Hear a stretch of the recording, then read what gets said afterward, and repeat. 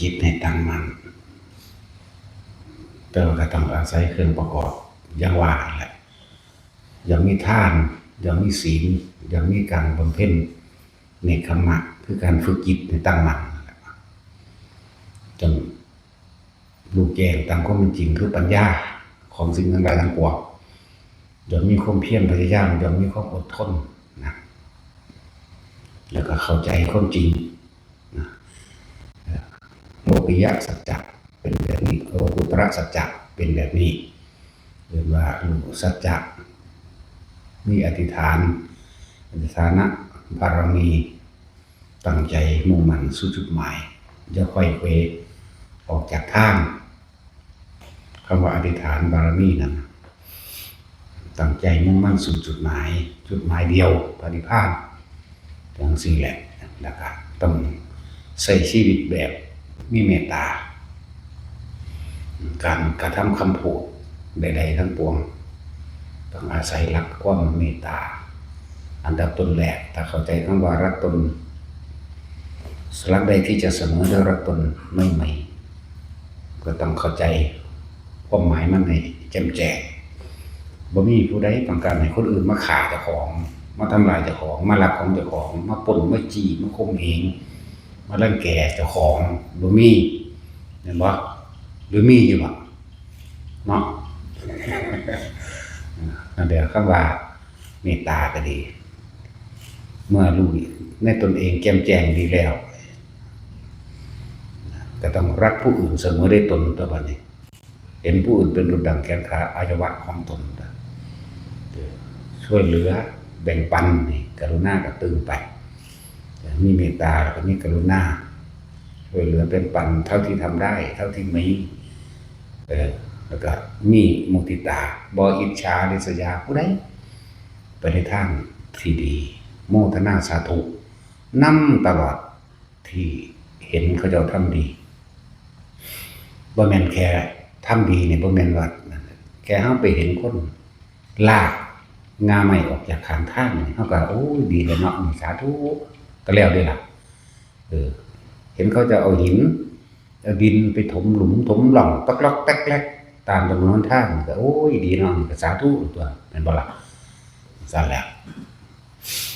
แล้วก็ที่รองรับมันต้องมีอุเบกขาควรหรือไม่ควรเด้อุเบกขาบ่แม่นปล่อยว่างลักษณะว่าปล่อยปละละเลยเด้คนละอย่างกันเด้ต้องเข้าใจสิ่งนี้ให้ดีโอ้อันนี้ควรอันนี้บ่ควรอันนี้เป็นโทษอันนี้เป็นประโยชน์มากหรือน้อยมีผลข้างเคียงบ่น้อก็พุ่นเด้เพิ่นว่าอุเบกขาบ่แม่นอุเบกขาแบบปล่อยปละละเลยเด้อย่าไปแม่นเนาะเห็นคนที่ตกน้ำอยู่นี่อุเบกขาพ่อขาแม่บ่นั่นมันบ่แม่นมีตาตัวนั้นจักว่าล่ะเนี่ยมันต้องประกอบกัน นั่นแหละสังสมเพื่อให้เกิดจิตตั้งมั่นเพื่อให้เกิดสมาธิแปลว่าจิตตั้งมั่นตั้งไว้ในนี้แหละท่านศีลเนกขมะปัญญาวิริยะขันติสัจจะทานเมตตาจนถึงอุเบกขานั่นแหละมันตั้งมั่นอยู่ในหลักบารมี10แปลว่ากำลังแต่ก็มีการฝึกจิตต่างๆตัวนี้ทรงฌานจะเริ่มฌานโดยอานาปานสติหรือคนที่ฝึกกสิณคนที่ฝึกอสุภะอมฐานหรือแบบไรก็ได้ก็ขึ้นอยู่กับการเวลามันนำอยู่เด้บ่แม่นว่าเฮ็ดส่ำใดส่ำหนึ่งแล้วก็สิได้เลยแต่คำว่าการเวลานี่ก็บอกเป็นเรื่องอจินไตยหรือยืดยาวในจักหน่อยสำหรับคนที่มีฝึกมาแล้วในอดีตชาติปุเรภพชาติต่างๆที่เคยฝึกมาแล้วที่พระโพธิสัตว์นี่พอต้องออกบวชปั๊บสำเร็จโลดอภิญญาหาสมาบัติ8 7 มื้อนี่คือเขาเจ้าสะสมมาหลายแล้วแต่ว่าพวกเฮาก็บ่ไปเทียบใส่เพิ่นแหละอย่าเฮาไปเทียบกับพระโพธิสัตว์อันบ่ล่ะเพราะว่าเขาจะเอาชีวิตแลกเพื่อผู้อื่นได้เสียสละตัวเองเพื่อผู้อื่นได้นะทีนี้ก็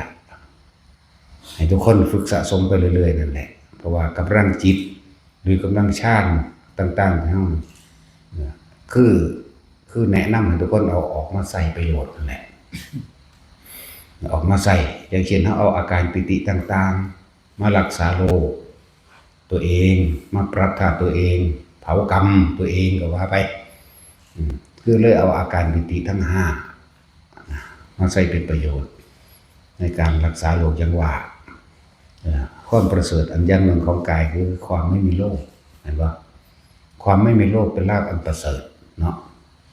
เงินจะมีเงินแสนเงินล้านก็บ่มีความหมายหากร่างกายบ่แข็งแรงเห็นปะสั่นเถอะ ความบ่มีโรคเป็นรากประเสริฐอันนี้คนมีเงิน100 ล้านพันล้านแต่ว่าป่วยติดเตียงสลบงอกแงกกับคนที่แค่หาเช้ากินค่ำพวกหาเช้ากินค่ำได้มีความสุขกว่าเห็นบ่นั่นแหละจึงให้ขอคิดแต่ละคนว่าเฮาสามารถนำเอาอาการปีติต่างๆทั้ง5นี่แหละมาใช้ประโยชน์ในขณะที่เรามีชีวิตอยู่ถ้าคนที่ฝึกให้จิตตั้งมั่นดีแล้วจนสามารถเอาอาการปิติที่เจ้าของชำนาญซอยเหลือผู้อื่นก็ได้เด้เข้าใจบ่ล่ะซอยเหลือผู้อื่นก็ได้คนที่มีบารมีกำลังใจมากแล้วมีกำลังชาญต่างๆซอยปกป้องคุ้มครองผู้อื่นก็ได้เอาเท่าที่จำเป็นเด้แล้วก็ต้องเป็นประโยชน์พร้อมถ้าบ่เป็นประโยชน์หรือมีโทษเดี๋ยวบ่มีผลข้างเคียงเขาจะก็บ่ซอยเด้นั่นแหละหลายอย่างเหมือนกุมารกัสสปะเป็นผู้เลิศในธรรมแสดงธรรมวิจิตรพิสดารจังซี่ไปแสดงธรรมกับกษัตริย์องค์นั้นโอ้ยแต่เฮาศึกษาแล้วกูบ่สอนแบบนี้อยากว่าล่ะแต่ว่าเพิ่นเป็นหยังที่พร่ำสอนกันอยู่นำกันอยู่ซัดกันอยู่เป็นปีเด้พ่อมหากษัตริย์องค์นั้นลงแล้วเป็นประโยชน์อย่างมากมหากษัตริย์ลงสร้างวัดสร้างว่าแล้วก็ให้หมู่ข้าทาสบริวารออกบวชจนสุดท้ายแล้วตัวเองก็ออกบวชอีกโอ้เลยได้เป็นหมื่นเป็นแสนแล้วนะสั่นแหละมันมีจังซั่นคือเขาเจ้ามุ่งมั่นเขาจะมีสมาธิเขาจะมีความตั้งมั่นเขาจะบ่หวั่นไหวนะสั่นแหละก็คือเฮาเด้บอกยากสอนยากต้องบอกให้นรกสอนมันเนาะ สอนมันบ่ได้นรกสอนมันตัวตรงนรกแล้วมันจื้อได้เองแบบว่าไม่เฮ็ดหยังเนาะนั่นแหละ ตอนนี้เฮาแนะนำให้เอาอาการปิติต่างๆมาปรับธาตุทั้ง4ตัวเองให้มันเป็นปกติธาตุบอกภาษาโบราณธาตุมันพิการนะบางคนก็เลือดลมในตัวเองบ่สม่ำเสมอเป็นวินเป็นเมาดูจังซี่นะบางคนก็เกี่ยวกับธาตุน้ำคือเลือดแล่นบ่สะดวกอาจจะมีหัวใจตีบสมองตีบหยังก็ว่าไปนี่ธาตุดินธาตุน้ำธาตุลมบางคนก็เป็นเนื้องอกเนี่ยนั่นธาตุดินอะไรว่าเนื้องอกอันนั้นอันนี้หรือมดลูกผมมันยิ่งเป็นมดลูกเนื้องอกนั้นมดลูกยังไงนะมาหลอกมาเล่นก็ว่าไปนะแหละดินน้ำลมไฟธาตุไฟมื้อนี้มันบ่เสมอเฮ็ดให้เดินเหินบ่สะดวกเป็นติดขัดๆแต่ว่าให้มันเสมอกันอะไรอย่างว่าก็เลยให้ทุกคนว่าพวกได้จากปรับธาตุป่วยมีความบ่ปกติทางร่างกายก็ให้ใส่เอาอาการภารณาปิติมาสั่นมาสะเทือนให้มันเกิดความสะเทือนในกายโดยเอาอาศัยจิตมันตั้งมั่นเป็นปัฐมฌานวิตกวิจารปิติแต่ว่าเฮามีวิธีการที่ดึงเอาปิตินั้นเน้นเฉพาะเจาะจงเอาปิตินั้นออกมาใส่จากบนมาใส่เพื่อให้เกิดความสั่นสะเทือนในกายมันสะเทือนไปเบิดตัวนี่พวกเกี่ยวกับลำไส้พวกเกี่ยวกับหลอดลมพวกเกี่ยวกับสมองเลือดในหัวใจยังก็ว่าไปนะสมองตีบบอกไขมันอุดตันในที่หน้าปรับธาตุดินธาตุน้ำธาตุลมก็ปาไปปรับให้มันสมดุลให้ได้ก็เลยต้องดึงเอาอาการภารณาปิติมาเฮ็ดในกายสั่นเฮาก็มีวิธีของเฮาเองนั่นแหละที่มันสั่นไว้มันบ่ล่ะ ก็บอกวิธีการให้ก็กันกำมือไว้ข้างหน้าแล้วก็ใส่คำบริกรรมเป็นเครื่องประกอบนะมาพัทธะก็ว่าไปถ้าบ่มีคำคาถาคำนำให้ที่จริงบ่หาแต่คำหยังก็ได้เด้แต่คนเฮ็ดเป็นเข้าใจบ่เอาปล่อยมันเป็นมันก็เป็นเด้แต่ว่าถ้าคนเบิ่งเครื่องนั้นแม่นแล้วเฮ็ดเอามันบ่ให้มันเป็นซะก่อนเฮาปล่อยมันไปจังได๋มันก็ไปได้เบิดเองเพียงแต่ว่าเฮาควบคุมได้จักว่าล่ะเฮาปล่อยให้เห็นก็เห็นได้เบิดนั่นแหละปล่อยให้ยินเสียงอยู่ไกลๆพุ่นก็ได้แล้วบ่ปล่อยมันซื่อๆควบคุมมันได้นั่นแหละแต่ว่าถ้าทุกคนเฮ็ดสั่นสะเทือนในร่างกายไปแล้วปรับธาตุดินน้ำไฟลมไปแล้วบางทีก็ใส่อาการภารณาปิตินี่มันสั่นสนใจเป็นบ่ล่ะหรือคณิกาปิติตามธรรมดาเวลาเฮาเป็นมันสิจุกกึกเข้ามานี่ให้บ่แต่ว่าเฮาให้มันมากึกอยู่นี่จักบ่นี่ให้มันมากึกอยู่นี่อยู่กลางคิ้วกลางหน้าผากเฮานี่เฮาเอาดอกปิติตัวนี้มาเป็นบางทีเฮาก็ใส่แสงสว่างก็ได้เป็นหมายถึงว่าปรับธาตุไฟในตัวเองมีจุดใดจุดหนึ่งเป็นคดก็เอาไฟหรือใส่มาอบอุ่นร่างกายหน้าหนาวเรียกว่าอบอุ่นร่างกายตัวเองแต่คนมันเป็นแล้วมันบ่ได้ยากเลยแต่คนบ่เป็นมันคิดเอาที่เนาะมึงหนาวไปโลดกูนี่สบายกูหนาวก็ได้ร้อนก็ได้อยากบอกทั้งสั้นแล้วนั่นแหละมันก็ดึงกระสินไฟจับเอาความอุ่นโดยประมาณแค่นี้มันก็ได้เลยเด้อล่ะนั่นแหละแม้กระทั่งบัดนี้ตั้งธาตุหรือสามารถเนรมิตก็ได้เด้เฮาเคยยินอยู่ดอกมั้งเรื่องเขาเจ้าเห็นพระผู้เดียวกันอยู่ในหลายๆสถานที่เห็นบ่ล่ะเคยยินอยู่ดอกองค์นึงคันว่าไปบิณฑบาตอยู่กรุงเทพองค์นึงก็ว่าไปบิณฑบาตอยู่ในเมืองก็ว่าบิณฑบาตอยู่นี่ก็ว่าเพิ่นก็อยู่วัดนั่นเด้ล่ะบ่ไปไสเด้ล่ะก็มีเห็นบ่ล่ะนั่นแหละแต่ว่าก็ต้องให้ทุกคนอาศัยเวลาขยันมันเพียรในตนเองแน่เด้อเฮ็ดเอาว่ามันไปคิดเอาเด้คนละเรื่องกันอยู่เด้ผู้เป็นแล้วเขาจะโอ้สิเป็นหยังนึกเอาก็ไปแบบเฮาก็เข้าใจว่าคิดจักว่าล่ะคือเฮาทรงชาติตอนนี้เป็นนั่นแหละเหลือบตาปั๊บนึกถึงความรู้สึกปั๊บมันก็น่วงขึ้นหน้าผากโลดแต่ผู้นิรมิตเป็นแล้วมันก็นึกให้เป็นได้เลยคือกันนั่นแหละที่ว่าเห็นเพิ่นอยู่หั่นเห็นเพิ่นอยู่นี่ในเวลาเดียวกันนะนั่นแหละให้มันไปหาจุดนี้ที่ให้ทุกคนฝึกเล่นนั่นนี่อยู่ล้วนแล้วแต่เป็นการละอกุศลออกจากจิตเบิดเลยล้วนแล้วแต่เป็นวิธีการเป็นกุศโลบายเพื่อบ่ให้พวกเจ้าไปคิดถึงผู้นั้นสั่งผู้นี้ฮักผู้นี้เป็นห่วงอันนั้นอันนี้เรียกว่าละอกุศลออกจากจิตนั่นแล้วตั้งแต่เป็นชาติแล้วได้คำว่าละอกุศลออกจากจิตเพ่งอยู่ในอารมณ์มันเป็นกุศลนั่นเลยเรียกว่าบัดนี้มาเพิ่มเติมมาในปัตตมฌานนะแค่เฮาอ่านหนังสือเดี๋ยวมันก็เป็นแล้วดิอันน่วงหน้าผากนี่เห็นบ่ล่ะแค่เฮาอ่านหนังสือนี่ทำวัดมื้อนี่ย่างไปนำทางงอกๆผู้เดียวบ่คุยกับไผมันก็เป็นได้ล่ะแล้วมันก็ขนาดว่าคุยอยู่มันก็เป็นได้ล่ะนั่นแหละคือทรงอารมณ์มันเป็นกุศลอยู่แล้วบ่ออกต่อไปก็คือยังเฮ็ดกระดาษออกจากผ้านั่นแหละเห็นบ่ล่ะอันนี้เฮาบ่ได้ไปตั้งใจเรียนตรงๆนำเขาเด้เฮาไปจำเอาเด็กน้อยเขาเรียนกันซื่อเด้แต่ก็ล่ะเด็กน้อยเขาเฮ็ดเป็น10อัน12อัน13อันบ่ได้อันกันพันเขาก็เขียนชื่อผู้สาวเขาเนาะใส่ในอันเป็น10กว่าคนผมเฮ็ดโอ้ใครคิดถึงข้าพเจ้าด้วยความจริงใจในขณะนี้มันว่าขอให้รายชื่อบุคคลนั้นออกมาด้วยเถิดว่าซั่นเบิ่งนำเขาอยู่หั่นแล้วออกมาแล้วบางคนก็ออกมาผู้เดียวก็โทรหากันแล้วเด้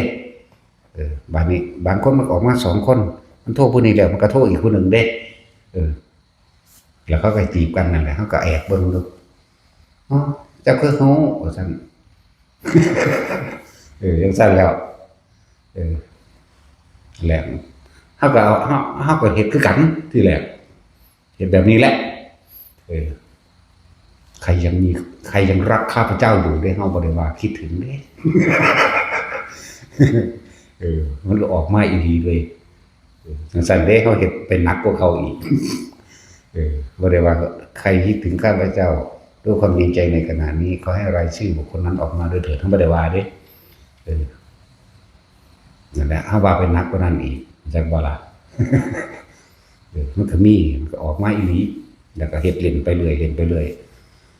หลายเดือนว่าเอ้าภพภูมิมันเขียนชื่อภพภูมิต่างๆก็เฮ็ดไหลเบิ่งแต่ก็เบิ่งว่าตัวเองเคยปรารถนาอีหยังมาก่อนก็เฮ็ดเบิ่งก็รู้จักว่าล่ะแล้วก็เบิ่งผู้นั้นผู้นี้เบิ่งผู้อื่นอีกก็เฮ็ดเป็นเฮ็ดไปเฮ็ดมาก็อันนี้ยังออกได้บัดนี้เอาปากกามาให้พันเฮ็ดก็ออกเอาอีหยังมาใส่ออกเบิด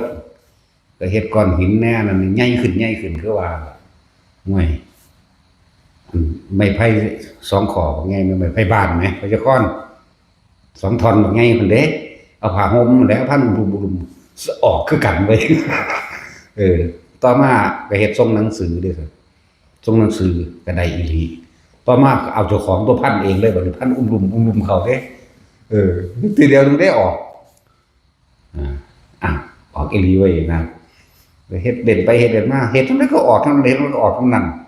โดยบ่ได้ใส่คำบริกรรมใดทั้งสิ้นบอกเฮาจับจุดของมันให้มันได้ก็พอ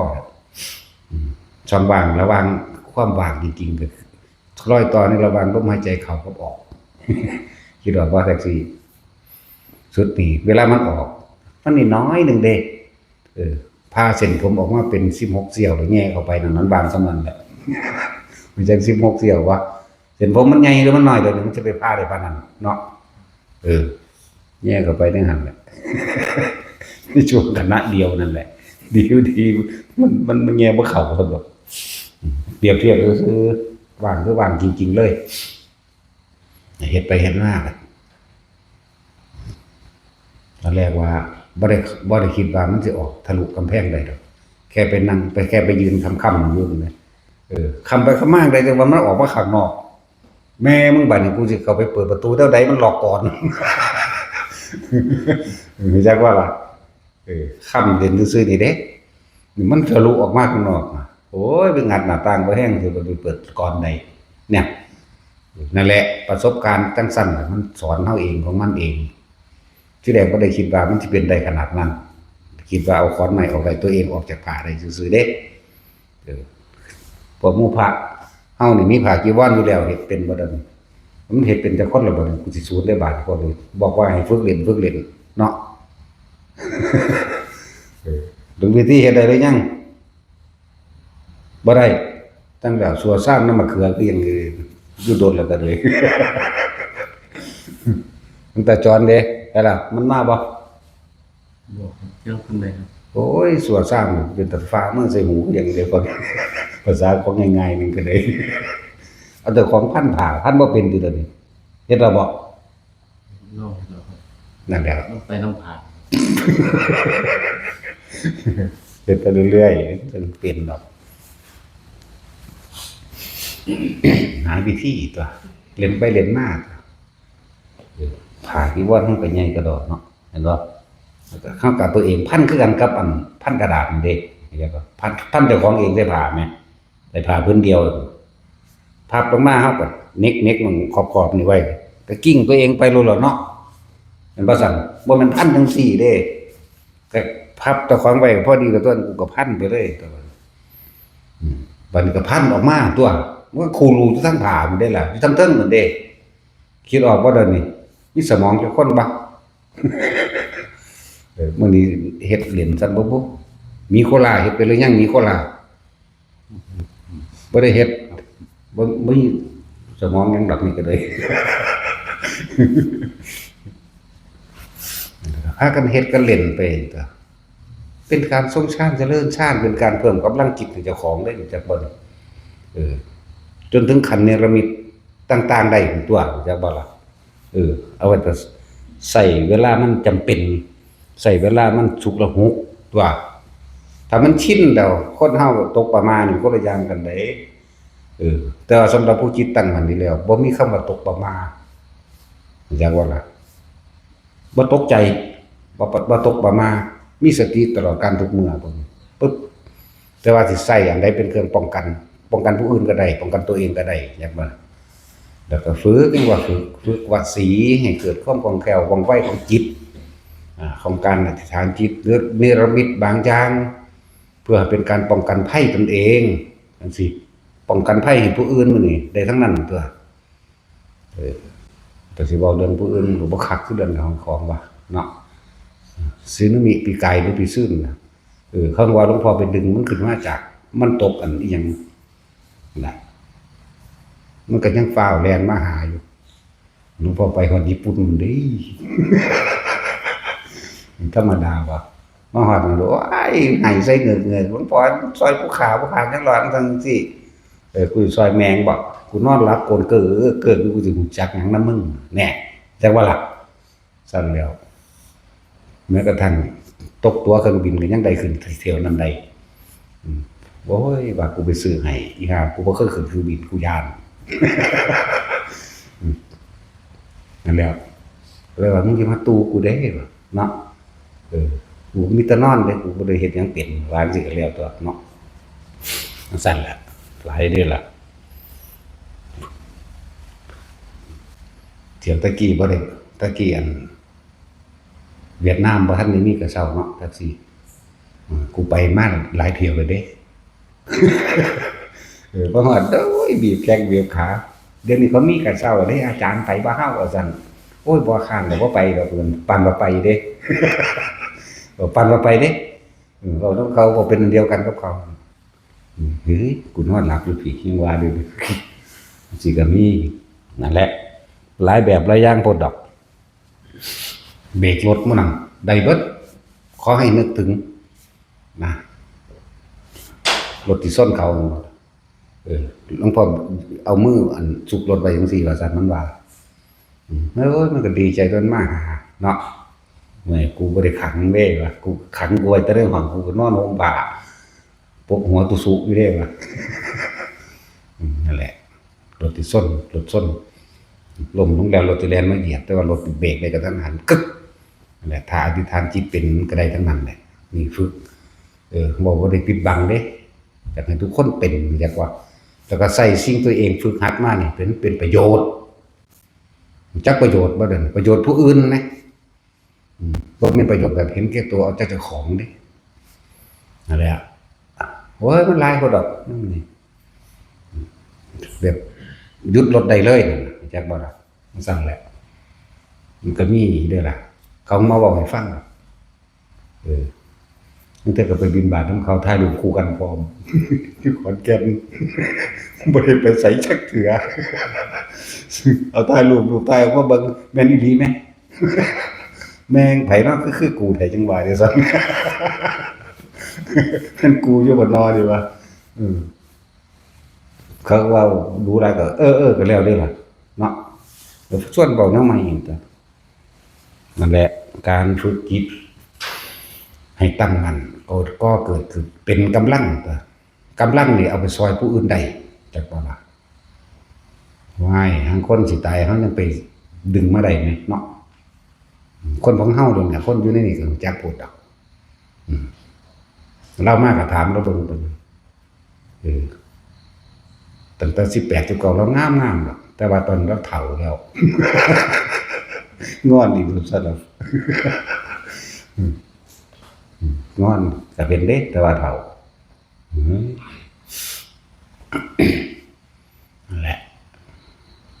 ผู้เขาตายแล้วขึ้นมากก็มีอยู่เขาก็เห็นอยู่ไหมเนาะถามเอาแต่เขามาคนในนี่เฮารู้กันอยู่ดอกซั่นแหละได้อะไรอย่างนี่คือการฝึกจิตให้เกิดตั้งมั่นดีแล้วก็เกิดเป็นกำลังได้เบิดก็อาศัยกำลังฌานสมาธิของเฮาเองนั้นสามารถมีระมิดได้ทั้งนั้นนะแต่เฮาสิเว้าในนั้นก็สิเว้าเรื่องพระจุลปันทกเห็นบ่ซั่นเป็นพันๆองค์บ่ได้บาดนี้เฮาสิไปขี่ม้าอีหยังบาดนี้บ่ได้เสี่ยวเด้เพิ่นปานสร้างเฮาซ้ำให้นี่นึงเข้าใจบ่ล่ะเทียบกันได้อยู่บ่ล่ะสร้างกับให้บ่ได้เด้ พระจุลปันทกเพิ่นก็สามารถเนรมิตกายออกไปได้ถึง 1,000 องค์ทำหน้าที่ต่างๆต่างกัน องค์หนึ่งกวาดตากองค์หนึ่งซักผ้าองค์หนึ่งล้างบาตรองค์หนึ่งเสร็จบันไดองค์หนึ่งเฮ็ดน่ะสารพัดเก็บกวาดขยะโกงขยะหลายงงเลยผู้ไปเอิ้นเนาะแล้วพระพุทธเจ้าพระมหาปันทกเอาน้องไส้มาบวชนำบวชอยู่4 เดือนกับทองคาถาคำสั่นๆนี่บ่ได้ขับไล่หนีตัวบัดนี้หนีซะศึกซักมึงน้อยใจยางออกมาวัดพอดีพุทธเจ้าสวนมาพุทธเจ้าก็มาสอนให้ตัว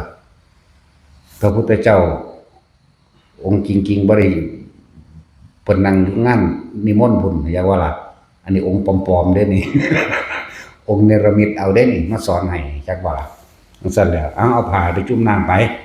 จุลปันทกจุ่มน้ำปั้นมาบิดผ้ามาน้ำทางนั่นแหละก็บิดมานี่ของจริงมันนี่สัมผัสอยู่กับมือตะกี้ผ้ามันแห้งนั่นพอไปจุ่มลงน้ำแล้วอันนี้ก็บ่จีรังเยือนมันเปื้อนกับมือของเฮาเองถูกหมู่ตัวคูดแล้วก็เกิดกลายเป็นของปั้นมาเรื่อยมันก็น้ำก็หยดลงไปในดินทุกสิ่งทุกอย่างมีความเกิดขึ้นเป็นธรรมดามีความดับเป็นธรรมดามาสุดพระพุทธเจ้าบรรลุอรหันต์ซ้ำแล้วบรรลุอรหันต์แล้วพระพุทธเจ้าจักเสียไปไสล่ะอย่าเพิ่งถวายอาหารพุ่นเพิ่นเว้าเพิ่นรับงานนิมนต์อยู่พุ่นจักบ่ล่ะอย่าเพิ่งถวายอาหารยังมีพระอีกรูปนึงบ่ทันได้มาในงานนิมนต์ให้ขาทาสบ่ได้ว่าแลนมันนิมนต์ตัวมาฮอดเราแม้พระเป็นพันองค์บาดนี้บ่ฮู้ว่ามานิมนต์ไผเจ้าค่ะแล่นก็ไปหาเพิ่นอีกให้ไปหาพระจุลปันทกเด้อเอิ้นชื่อเพิ่นว่าซั่นแล่นกลับมาอีกบอกว่าท่านเจ้าค่ะท่านองค์ใดชื่อว่าจุลปันทกเว้าขึ้นพร้อมกันพันองค์หมดเนาะจุลปันทกทั้งเบิดเลยผู้ค้านี่ได้ชื่อว่าจุลปันทก 1,000 แม่งบาดนี้แล่นกลับไปอีกเป็นเที่ยวที่3มีแต่ชื่อเดียวกันที่เจ้าข้าตอนนี้จับมาพระพุทธเจ้าบอกว่าให้ดึงชายผ้าเพิ่นไว้เด้อว่าโดยข้าน้อยพระศาสดานิมนต์ให้ไปงานผู้เพิ่นชื่อว่าจุลปันทกนี่แหละให้ว่าจังซี่แล่นมาเที่ยวที่4ได้จังได๋ไปเป็นตะเมื่อยคือหยังผู้แลมันก็เลยมาฮอดขอนิมนต์ท่านพระจุลปันทกไปในงานนิมนต์พระศาสดาบอกว่าให้ไปก็ดึงผ้าจังร่วมกันเป็นองค์เดียวจังไปเห็นบ่ล่ะนั่นแหละเรียกว่าเนรมิตกาย สามารถเฮ็ดได้เป็นพันๆของตัวเนาะสำเร็จ 2-3 คนมันสิยากหยังมันบ่ซักเอาพระตัดสินก็ซ้อมให้ไปแอบของเขาอาบน้ำเบิ่งที่เขาแต่ว่าถ้าอยากกันบ่ได้เด้แต่อยากไปเห็นของเขานี่จ่อไปบ่ได้เด้ จักสิเรียนยังเหลวเนาะถ้าอยากว่าได้ไหมถ้าอยากบ่ให้เห็นว่าได้ไหมมันเห็นเพราะว่าพออยากก็มันอยากต้องจังมันจังมาเรียนเอาไปก็เลยเนาะเอาว่าพี่เติง บ่แนวละมกต้องพอใหญ่ค้อน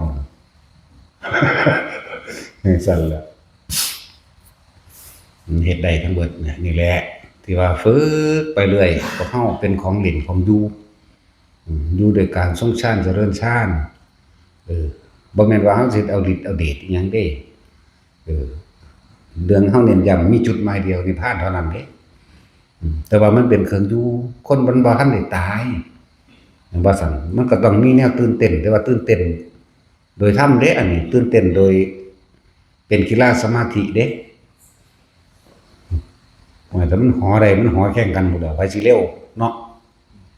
มันน่ะบ่มีเนียนมาหอให้กูดินะมีแต่เล่นหีแม่มึงนี่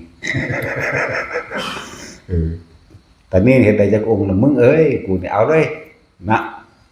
ถ้าผู้ใดมาวางเอาผมบ่ได้ปรับอาบัตินี่เด้อาบัติพระมาวางนี่ก็แล้วตัว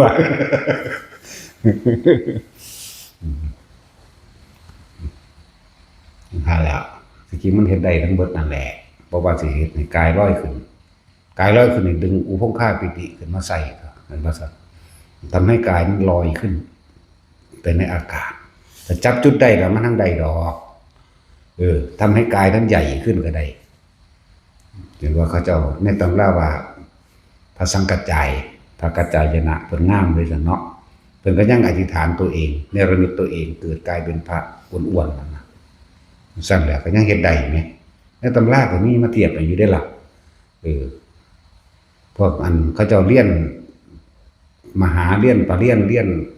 ไตรปิฎกต่างๆอ่านไตรปิฎกเขาเจ้าก็พอรู้อยู่แล้วแนวหมดนี้เขาเจ้าก็บ่ได้มาขัดงานดอกขอเฮาเว้าในหนังสือก็มีแต่ว่าตัวจริงมันนั่นน่ะพวกเจ้าเฮ็ดได้บ่แม่นบ่ล่ะเฮาก็เฮ็ดบ่ได้ดอกเฮาเว้าซื่อบ่ได้มาถือไว้แหมเนาะฝึกเอาล้วนแล้วแต่เป็นการละอกุศลทั้งนั้นคนที่มีจิตทรงอารมณ์มันเป็นกุศลเพียงแค่ปฐมฌานบ่แม่นแค่ว่าเฮาสิโดยอานาปานสติลมหายใจเด้นี่มันก็เป็นปฐมฌานในขั้นต้นเด้ในการอ่านหนังสือธรรมะเข้าใจบ่นี่ก็เป็นเบื้องต้นแล้วเป็นปุระอกุศลออกแล้วในจิตเมื่อเฮาอ่านไปนั่นมันทั้งมีปิติเกิดขึ้นปลื้มขึ้นมาแม่นบ่ซั่นบัดนี้เฮาฟังธรรมะนี่ก็เป็นปฐมฌานเหมือนกันพอละอกุศลออกจากจิตแล้วใช่บัดนี้ฟังไปมันไปถือกับชีวิตจริงเจ้าของสะอื้นให้ขึ้นมาก็มีส่วนมากให้บางทีก็ขนลุกขนพองแล้วก็ยังให้ก็มีเด้ว่าหมู่ลงเลยก็มีนั่นปฐมฌานดอกบ่วิตกคือการได้ฟังวิจารณ์คือคิดปัญญาใครควรไต่ตองบรรลุธรรมปิติเกิดมันทั้งนี้ดอกช่วงมันเกิดแม่นบ่ล่ะนั่นแล้วอ่านหนังสือธรรมะฟังธรรมหรือโดยวิธีอานาปานสติหรือฝึกจิตอันอื่นๆหรือเป็นกสิณฌานก็ตามเป็นพิจารณาซึ่งอสุภกรรมฐาน10ก็ตามกสิณฌาน10ก็ตามทรงพระวิหาร4ก็ตามหรืออาหาเรปฏิกูลสัญญา1หรือทำการเข้าสู่บทโหมดการแผ่เมตตาก็ตามนี่คือกรรมฐาน40ที่บอกอยู่เดิมอย่างว่านี่เฮ็ดได้ทั้งนั้นบาดเฮาสั่งสมไปแล้วมันเกิดมีกำลังตั้งมั่นสามารถทดสอบทดลองตัวเองก็ได้ก็มันบ่ล่ะนั่นแหละให้มันได้เถอะนาไปก็ดีอย่าว่ามันบ่สำเร็จดอกผู้มันว่ามันฮอดบ่รู้จักเนาะพวกขาดคะเนเอาจังซั่นนั่นแหละเฮาก็ใส่บ่แม่นว่ามันบ่แม่นมันเป็นของดีเด้มันข่มอกุศลวิตกในจิตได้ว่าซั่นจิตใจของเฮาบ่เข้าแล่นเข้าไปสู่การแสวงหาในความอยากได้อยากดีอยากมีอยากเป็นหยังนั่นแหละถ้าผู้ใดที่อยู่ในทำวัดสวดมนต์ทำวัดสวดมนต์แม่นทำวัดกับทำวัดนี่เดี๋ยวนี้คือจังเฮาทำวัดเป็นนี่น่ะเป็นเวลาของเฮาเป็นการร่วมกิจกรรมมันบ่นี่มันก็เป็นการละอกุศลวิตกในจิตตัวเองได้แล้วล่ะ2สวดมนต์โดยลำพังตนเองจากว่านี่แม่นเฮาสวดบ่ทันใดเฮากำลังหัดท่องนี่โอ้กุศลธรรมะหัดท่องนี่มันก็เป็นแล้วจากว่านี่ละอกุศลแล้วสวดก็ไปก็มาเพื่อให้เกิดความท่องจำได้นี่ที่ไปว่าหยังกับการอยู่ในอานาปานสติเทวดามารพรหมทั้งหลายมนุษย์และอมนุษย์ทั้งหลายไม่อาจสามารถทำอันตรายได้เลยแม้กระทั่งกรรมเก่าบ่ล่ะเข้าใจบ่นี่อกุศลกรรมเก่ามันบ่คิดถึงมันสิเอาหยังเป็นทางเป็นสายเข้ามาเฮาบ่ยืนสะพานให้มันเฮาบ่ทอดสะพานให้มันมาเฮาบ่ต่อสายให้มันมาเข้าใจบ่นี่มันมานำจิตนำความคิดเข้าใจบ่บาดนี่จิตเป็นผู้คิดผู้หนึ่งผู้แต่งแต่จิตมันบ่ไปคิดหาบุคคลสัตว์สิ่งของจิตไม่มีที่ตั้งมันสิอาศัยเส้นทางไหนเข้ามาหาเฮาเดี๋ยวนี้เห็นบ่ล่ะซั่นแล้วแต่เฮาคิดถึงบ้านเฮาแม่ตอนนี้บ่ฮักมันก็ถึงแล้วเด้แม่นบ่ซั่นมันถึงแล้วเด้เนี่ยน่ะจิตมีที่ตั้งมันไปตั้งอยู่หั่นแหละเพราะว่ามันไปคิดถึงบ้านหลังนั้นดังแต่ของเคยอยู่นั่นสมมุติว่าพอดีเลยอกุศลก็แทรกมันก็บ้านำตัวนี้ได้เฮ็ดให้เกิดความวิตกกังวลเร่าร้อนโอ้ยอันนั้นก็บ้านแล้วนี่บ้านแล้วบางคนคิดถึงหนี้ถึงสินตายเขาหยุดบ้านกูไปกูสิอยู่ไสไล่ไปเลยได้บาดนี้งวดรถกามิ่งนั่นเห็นต่อไปเลยเด้ งวดรถมื้อนั้นวันที่เท่านี้งวดรถน้อยงวดรถใหญ่บ้านบ่แล้วจังซั่นจังซี่เป็นบ่ซั่นไล่ไปฮอดกิจการงานไล่ฮอดไปหาหม้องยืมมันถึงความคิดนั่นแหละมันก็มาแทรกซ้อนเข้ามาในความคิดนั่นแหละแต่เฮาละอกุศลบ่มีอกุศลมันก็บ่วิตกในเรื่องจังซั่นแล้วเห็นบ่ซั่นมันก็อยู่เป็นปฐมฌานน่ะสิแน่ก็จิตตั้งมั่นในเบื้องต้นเห็นบ่ล่ะจังซั่นแหละมารทางใดสิมาทำลายได้กิเลสมารทำลายบ่ได้เข้าใจว่านี่นั่นมารทั้งห้างกิเลสมารก็คือเครื่องทำลายล้างความดีนั่นแหละคำว่ามารก็แปลว่าผู้ฆ่าแปลว่าผู้ฆ่าผู้ล้างผู้ทำลายความดีทำลายความตั้งมั่นแล้วความคิดพวกเจ้าไปคิดถึงบ้านปรุงแต่งกังวลต่อเลยเห็นปะไปคิดถึงรถต่อไปเลยบัดนี้ไปคิดถึงหอดสัตว์เลี้ยงมาขายงัวบ่ขายถ้าบ่มีงัวมีควายคิดถึงสวนอ้อยสวนมันคิดถึงสารพัดที่จะเอาไปจำหนอดจำนำเห็นบ่ไหลยาวต่อกันเลยเด้เห็นได้บ่นี่เป็นสายแห่งปฏิจจสมุปบาทการเกิดเลยเด้นี่แล้วนั่นแหละถึงว่าถ้าเฮาทองสวดมนต์อยู่นี่สมมุติว่าเทพบุตรม่านจออยู่มันกูสิฆ่ามันกูสิเฮ็ดอันนี้ใส่กูสินำไม้หักใส่หัวมันก็น่าเห็นบ่ตอนเฮาสวดมนต์เฉยหักก็หักบ่รอดพูดมันเปลี่ยนปิวออกไปทางไม้พุ่นงาไม้จักว่าล่ะจังซั่นแหละสิไปว่ายังกับผู้ทรงฌานโดยอานาปานสติก็บ่ต่างกันก็เหมือนกันในปฐมฌานก็ดีบ่ต่างกันดอกเพียงแค่ปฐมฌานแม้ตัวพวกพญามารเองก็บ่อาจสามารถเขามาครอบคุมเฮาได้ล่ะแต่ว่าเดี๋ยวเพราะว่าจิตไม่มีที่ตั้งที่สิเปรียบเทียบอีกอย่างนึงฟังคือเท่าปากกาพรมกับพระพุทธเจ้าเล่นซ่อนหากันเข้าใจว่าล่ะมื้อนึงพรมเกิดความมานะทิฏฐิแนวใดแล้วในโลกนี้เฮานี่เป็นผู้เที่ยงกว่าหมู่เฮาเป็นผู้ใหญ่กว่าหมู่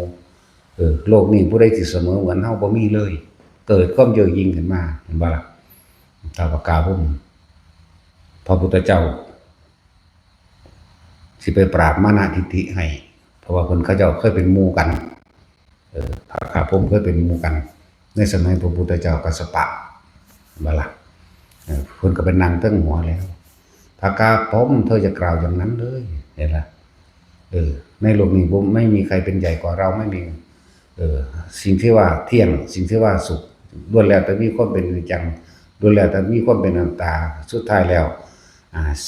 เฮาบ่อาจสามารถยอมรับในความ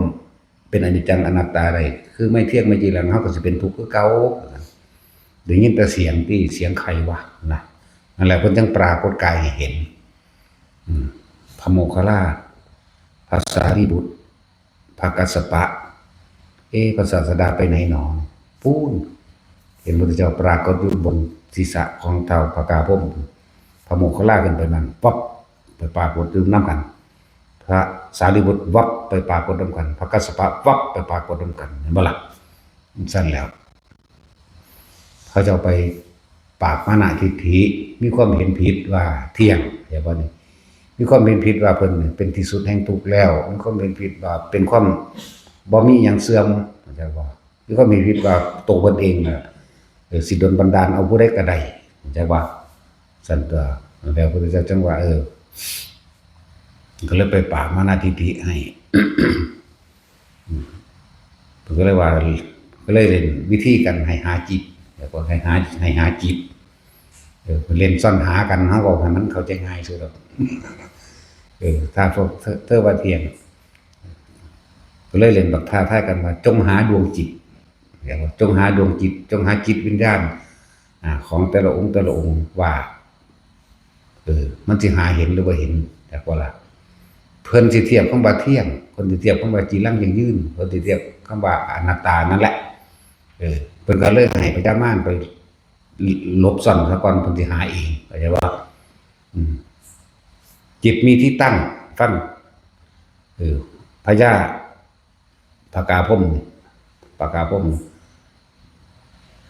ไปแปลงเป็นปลานี่น้อยร่วมกันอยู่ในทะเลนี่จิตมีที่ตั้งถึงหยังตั้งถึงปลาคิดถึงปลาเห็นบ่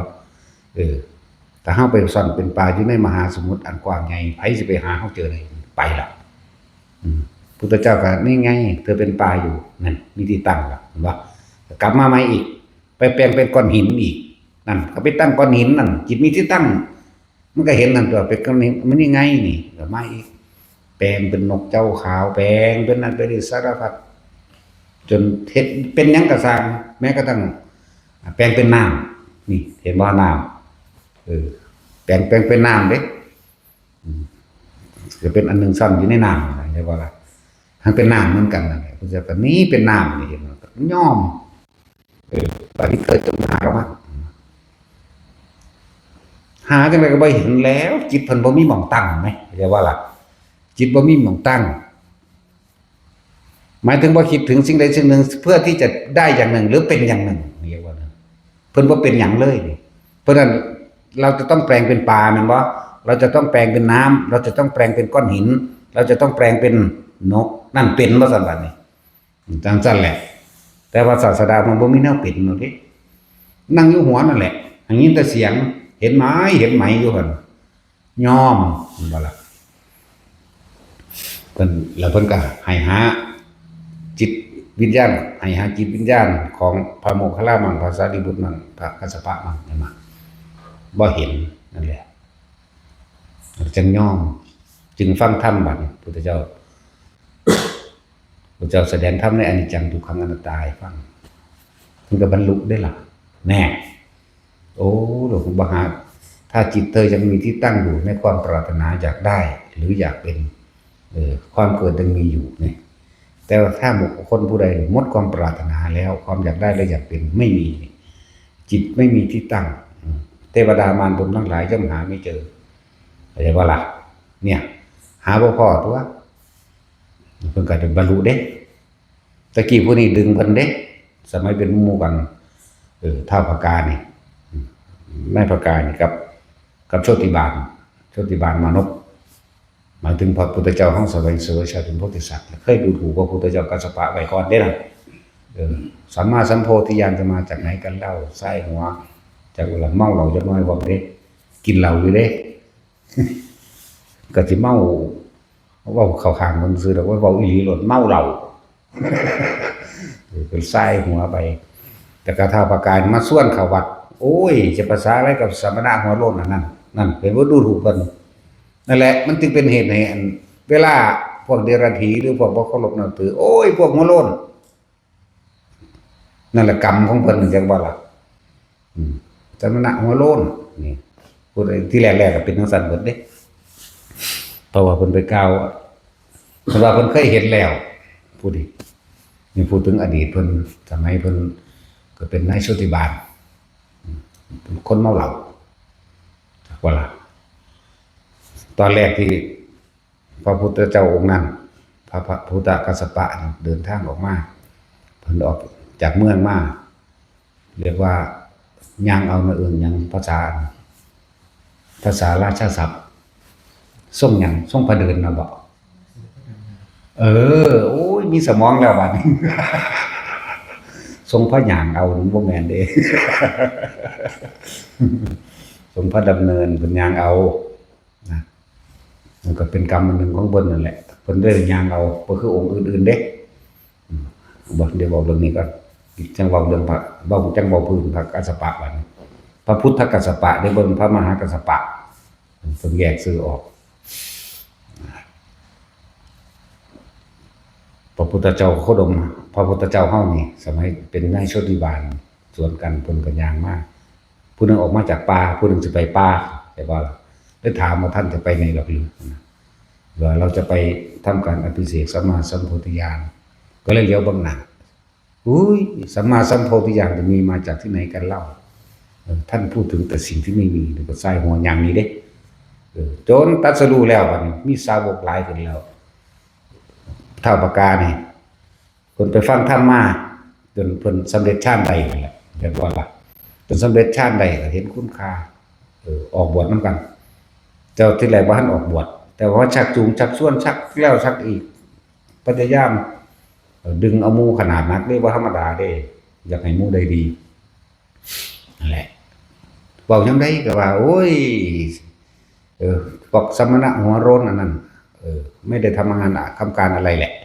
ตื่นเช้ามาก็หาขอต่อบุคคลผู้อื่นกินทั้งที่มีกำลังอยู่โอ้นี่มันย้อนขึ้นมาศาสนาของพระองค์เองเห็นบ่สมณะหัวโล้นเขาว่าก็เพิ่นน่ะเป็นผู้ว่าก่อน มีแต่คนหนุ่มขี้เกียจทำการงานสุขสบายเอาเปรียบผู้อื่นเอาเปรียบชาวบ้านไม่ทำมาให้กินอะไรตื่นเช้ามาก็ถือเอาภาชนะออกหาขอทานกินทั้งที่ตัวเองก็แข็งแรงนี่เห็นว่ากรรมมันย้อนขึ้นมาหาตนเองคือเก่านั่นแหละแต่ว่าหมู่นี่ภาการนี่ครับบ่ย่อมเอาจนว่ามีเรื่องสะเทือนใจในครอบครัวเองจังบ่จังออกมาบวชเด้ออกมาบวชแล้วมาฟังเทศน์ตั้งใจฟังอย่างดีแต่ว่าเท่าปากานี่เพิ่นสำเร็จฌานแล้วเด้จักบ่ได้สำเร็จฌานจนว่าเพิ่นเข้าฌานตายพุ่นล่ะเพิ่นจังไปอยู่ในพรหมสนั่นจักบ่ล่ะนั่นแหละ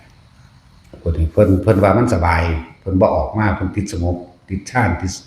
ตัวนี้จักบ่ล่ะแต่ว่าพระโชติบาลภิกขุนี่พระพุทธเจ้าบวชให้แล้วทรงจำซึ่งพุทธวจนะคำสอนของพระศาสดานี้แล้วก็ออกเผยแผ่เป็นที่กว้างขวางมีคนติดตามนะเป็นล้านๆอยู่ดอกเป็นล้านอยู่ตัวเขาอาจจะเป็นเสี้ยวหนึ่งของเพิ่นก็ได้อยู่ในนี้เนาะนะบ่ล่ะสั่นแหละทำให้ศาสนาของพระพุทธศาสดาพระองค์นั้นจะเดินรุ่งเรืองต่อไปเหมือนกับการเป็นกระไรแก่ตัวไว้แน่แหละแต่ว่ากรรมอันไปดูถูกไว้เฮ็ดให้เพิ่นตัดสรู้ซ่าอยู่ถึง6 ปีจักว่าล่ะแล้วก็คำที่เขาด่าว่าสมณะหัวโล้นเห็นบ่ก็เคยด่าเพิ่นเขาเจ้าไว้ก่อนนี่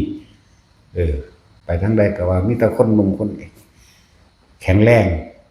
บางคนก็ว่าเห็นแก่ตัวทิ้งลูกทิ้งเมียมาขออยู่สุขสบายโดยตนเองนี่ล้วนแล้วก็เป็นกรรมเพิ่นเฮ็ดไว้เด้ซั่นแหละ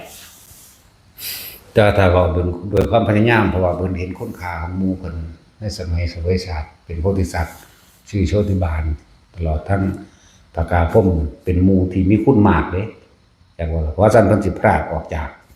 คืออาจสิเป็นเวลาที่พระองค์สิตรัสรู้อาจสิยืดออกไปอีกกว่านั้นอีกนะเพราะว่าเด่นคุณของท้าวปาการเป็นผู้คุมนะก็เลยดึงตัวเองกลับขึ้นมาได้นะจังซั่นแหละในสุดท้ายแล้วท้าวปากากับบรรลุไปนำกันนั่นน่ะเขาเจ้าเห็นคุณค่าของกันเขาเจ้าเรียกกตัญญูก็ว่าได้อย่าว่าล่ะกัลยาณมิตรที่ดีบ่ยอมย่อท้อในการสิสั่งสอนแสดงเกิดให้เห็นตามความเป็นจริงได้นี่ก็เป็นเรื่องนึงสำหรับเรื่องของพระพุทธกัสสปะเฮาอ่ะนี่โอ้จักเฮาก็ไผล่ะเนาะอีนี่รู้จักบ่ปุ๊บางคนฮอดบ่รู้จักเด้ว่าสิมีพุทธเจ้าองค์เดียวเท่านี้เนาะว่าแท็กซี่บางคนนะบ่จักหยังดอกพวกเป็นหยังเพิ่นเคยได้ย่างเอาเห็นว่าเวลาเขาสิถวายค่ารถค่าน้ำมันหรือไปส่งคนอย่างนี้เพิ่นก็สิไปขวางเขาเรียกว่าไปขวางลาบเขาสิว่าดีๆนี่เด้อพวกอิจฉาริษยาคนเป็นอยู่ในนี้เวลาจะเอานั้นเอานี่ให้ไผอย่าไปขวางเขาเด้เขาเอิ้นขวางลาบจักว่าล่ะแต่ของเราเป็นผู้เสื่อมลาบเองบ่ได้เองเวลาเอานั้นให้ผู้นั้นแน่ผู้นี้จังให้มันเห็นหยังนี่เนาะจะให้หลายๆแต่ของเล่นได้หน่อยๆคือกันนั่นแหละอยากบ่เอาเงินให้ผู้นั้นค่ารถจัก 5,000 แน่ให้หลายโพดเอาสัก3ก็พอนั่นละเอิ้นว่าขวางแต่ว่าล่ะนี่ตัวอย่างเวลาเขาเจ้าสิถวายอันนั้นอันนี้ในสมัยการก่อนก็เหมือนกันสำหรับพระพุทธเจ้ากัสสปะเฮาก็เขาเจ้าสิถวายรองเท้าให้กับพระพุทธเจ้าองค์นึงแต่ว่าเพิ่นไปขวางเขาว่าบ่ให้ถวายจักบ่ล่ะนี่บุพกรรมอันนี้เลยได้ย่างเอาทรงพระดำเนินออกบรรพชาใช่บ่ล่ะส่วนพระพุทธเจ้าเฮาก็ทรงมาแม่นบ่ซั่นทรงมาบางองค์ทรงสาวิกาเข้าใจบ่รู้จักสาวิกาบ่แต่สิชื่อได้ว่าสาวิกาแปลว่าหยัง โอ้รู้จักอยู่ว่ามีสมองกันมาจดจำได้ชักน้อยแล้ว สงสาริกาข้างหางคนแห่ไปเด้แห่ออกไปเป็นล้านๆเด้พระพุทธเจ้าวิริยะธิกะนะสงสาริกาข้างหามพวกท่านทั้งหลายจงรออยู่ที่นี่คือพระปฐุมะนี่รออยู่ที่นี่อาทิตย์เดียว70,000บรรลุโพธิญาณแสดงธรรมครั้งแรกบรรลุอรหันต์หาประมาณไม่ได้ ทั้งมนุษย์และเทวดาจังซี่นะก็คือพระพุทธเจ้าเฮาเด้บรรลุโสดาบันผู้เดียวพระอัญญาโกณทัญญะแต่ว่าเทวดาบรรลุ18โกฏต่างกันแต่พระพุทธเจ้าองค์อื่นๆทั้งเทวดาและมนุษย์บรรลุอรหันตผลประมาณไม่ได้แสดงครั้งที่2อีก5,000 ปีแสดงอีกทีนึงอายุยืนจังมาว่าบรรลุอรหันต์ถึง180ล้านโกฏบรรลุอรหันต์180ล้านโกฏจังซี่นะแล้วบรรลุโสดาสกิทาคาเนี่ยก็อีกระดับหนึ่งอีกนะเพราะว่าทดไปอยากว่าสั่นแหละอีก 5,000 ปีแสดงอีกครั้งหนึ่งมันธรรมดาเด้มันเว้าดูๆซุมื้อคือพระพุทธเจ้าโคดมเฮาเด้เข้าใจว่าล่ะพระพุทธเจ้าเฮาแสดงอยู่เบิดมื้อโลด บ่ได้พักได้ผ่อนเป็น จังซี่แหล้วองค์อื่นๆคือว่านั่นแหละของเพิ่นมันยิ่งยวดโดยปัญญาตรัสรู้แต่ว่าการบำเพ็ญของเพิ่นสั่งก็จริงแต่เพิ่นมาเมื่อยบาดเพิ่นเป็นคนศาสตร์สุดท้ายนี่เห็นบ่ล่ะองค์อื่นบ่ได้เมื่อยปานนี้นานๆจังแสดงทีนึงอยู่สุขโดยวิหารธรรมอยู่โดยสมาบัติของไผของมันสั่น พระพุทธโคดมเฮานี่เมื่อยก็โมดอกแล้วก็ยิ่งยวดเรื่องยังเกิดก็สร้างกูเอาข้อเขาแรกเลยจักบ่เรื่องนั้นคือว่านั่นแหละมันสินั่นกันบ่ได้แต่ว่าโดยความสามารถเสมอกันพระพุทธเจ้าย่อมเสมอด้วยพระพุทธเจ้าไม่ยิ่งหย่อนกว่ากันบ่ได้ว่าองค์ใดเก่งกว่าเด้เสมอกันเด้เด้อเพียงแต่ว่าความสั้นความยาวเพิ่นบำเพ็ญ4อสงไขยแสนกับหลังจากได้รับพุทธพยากรแล้วนะเป็นนิยตะโพธิสัตว์ไปแล้วบางองค์8อสงไขยจังซี่ซ่าก็จริงบริวารก็หลายขึ้นกว่ากันอยู่ส่วนวิริยะธิกะ18อสงไขยแสนกับหลังจากได้รับพุทธพยากรเป็นนิยตะโพธิสัตว์แล้วบ่กลับคืนใดได้พวกนี้บ่ได้คือพวกอนิยตะนี่เปลี่ยนใจได้อุปปารมีแล้วบำเพ็ญมานี่ได้ขันธ์2แล้วเปลี่ยนใจได้เด้คือพระสงฆ์เฮาองค์ใดองค์หนึ่งจังซี่สิได้รับรัตพยากรจากพุทธเจ้าองค์ข้างหน้าบ่เอาเลยไว้กูนั่นพยากรแล้วกูสิได้ไปต่ออีกถึง16อสงไขยบ๊ายบายโดดดีกว่าแต่มีเด้สั่นแบบเอาตัวรอดแต่คนเดียวเนาะ ถ้าเขาลำบากมาแล้วเขาฝากกูนี่ล่ะ เอาต่อไปก็บ่เอาแต่ที่ว่าเรื่องเหมือนกับหลวงปู่ใหญ่หลวงปู่หมันเฮานี่เบื้องต้นนึงเด้นั่นน่ะบ่ทันได้นานเด้เบื้องต้นเขาเจ้ายังมีอานุภาพขนาดนั้นเนาะอีพระยังบัวมื้อนี่เบื้องต้นนึงเด้ยังมีอานุภาพขนาดนั้นสังฆานุภาพขนาดนั้นเข้าใจบ่ล่ะมีลูกศิษย์บริวารขนาดนั้นสิไปว่าหยังกับผู้พระพุทธเจ้าเนาะสั่นล่ะ